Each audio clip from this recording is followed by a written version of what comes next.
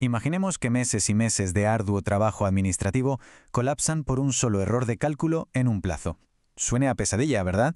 Pues en el mundo de la contratación pública esto es el pan de cada día. Bienvenidos a este análisis técnico donde, adoptando la perspectiva de un consultor legal, vamos a desgranar los estrictos tecnicismos de la fase de preparación de contratos.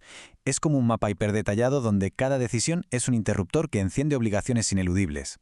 Nuestra hoja de ruta pasa hoy por el resumen ejecutivo, un glosario conceptual, esos plazos críticos que no perdonan, el marco normativo externo, los pliegos técnicos y finalmente todo el tema de subrogación y obligaciones laborales.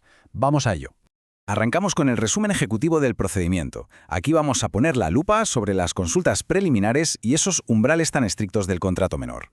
Resulta verdaderamente fascinante ver que iniciar una consulta preliminar del mercado no es solo tantear el terreno, actúa como un auténtico resorte legal. En el momento en que se activa, se desencadena automáticamente la obligación de publicar un informe motivado. ¿Por qué? Pues básicamente es una salvaguarda técnica para evitar que se diseñen contratos a medida o se falsee la competencia.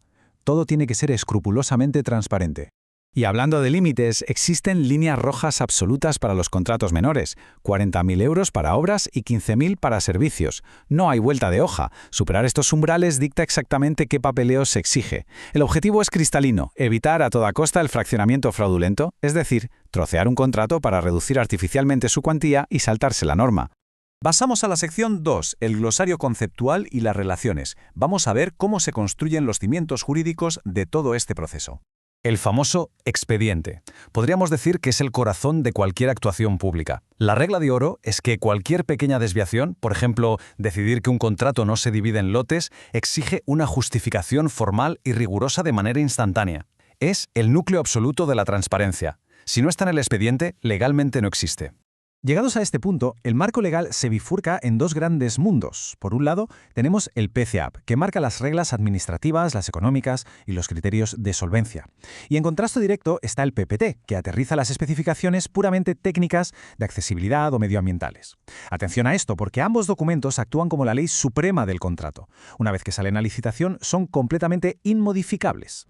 Sección 3. Cronología y plazos críticos. En derecho administrativo, llegar un día tarde puede ser sinónimo de nulidad de pleno derecho. Así que vamos a diseccionar estas reglas temporales.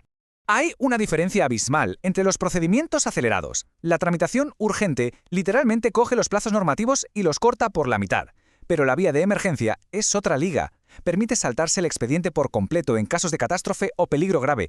Eso sí, con una condición innegociable. La ejecución tiene que empezar en el plazo fatal y estricto de un mes, ni un día más. Porque, claro, en una emergencia la inmediatez es lo único que importa.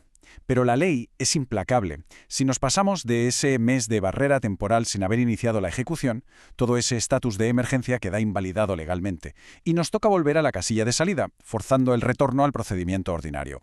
Entramos en la sección 4, marco normativo y referencias externas.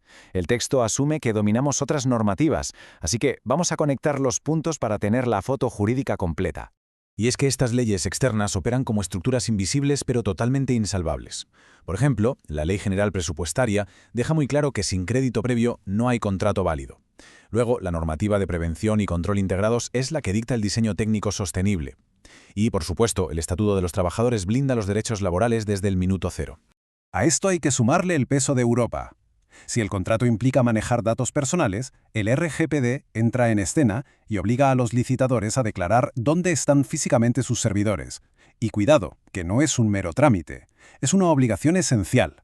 Si no se cumple, el licitador queda fulminado y expulsado del proceso. Vamos con la sección 5, pliegos y prescripciones técnicas. Aquí es donde se garantizan las reglas de ese juego limpio y abierto del que hablábamos. Redactar unas prescripciones técnicas es, literalmente, hacer equilibrismo sobre un alambre. Está terminantemente prohibido crear obstáculos injustificados. Por eso, exigir una marca comercial concreta o una patente específica está vetado por ley, salvo que sea técnicamente imposible describirlo de otra manera. Y aún así, es obligatorio añadir siempre la mágica coletilla de «o equivalente». Ocurre algo parecido con las etiquetas medioambientales o sociales. Si el pliego exige una, la Administración está obligada a aceptar pruebas que demuestren que otro certificado es equivalente. Pero, y aquí está la trampa legal, la carga de probar esa equivalencia recae de forma absoluta y pesada sobre los hombros del licitador. Quien se presenta, tiene que demostrarlo. Por último, sección 6. Subrogación y obligaciones laborales. Vamos a entrar de lleno en las ramificaciones legales y financieras de asumir un servicio que ya está en marcha. Todo este flujo obliga al contratista que sale a entregar datos salariales extremadamente sensibles. Y es un paso ineludible.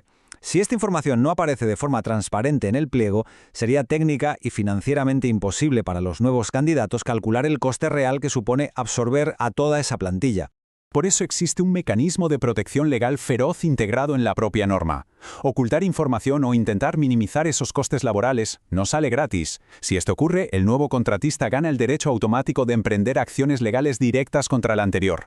Puede reclamarle hasta el último céntimo de esos sobrecostes ocultos. Esta cláusula es una advertencia legal extraordinariamente severa frente a posibles impagos. La Administración se reserva un poder coactivo enorme, puede bloquear pagos y hasta inmovilizar la garantía definitiva del contrato, todo con tal de asegurar que los trabajadores subrogados cobren exactamente lo que se les debe. Lo cual nos deja con una reflexión final que da bastante que pensar. Teniendo en cuenta que un solo plazo que se nos escape, un simple dato oculto sobre las nóminas, puede hacer que todo un procedimiento administrativo se desmorone por completo, ¿existen realmente expedientes de contratación 100% a prueba de balas a nivel legal? Ahí queda eso. Gracias por acompañarnos en este análisis técnico.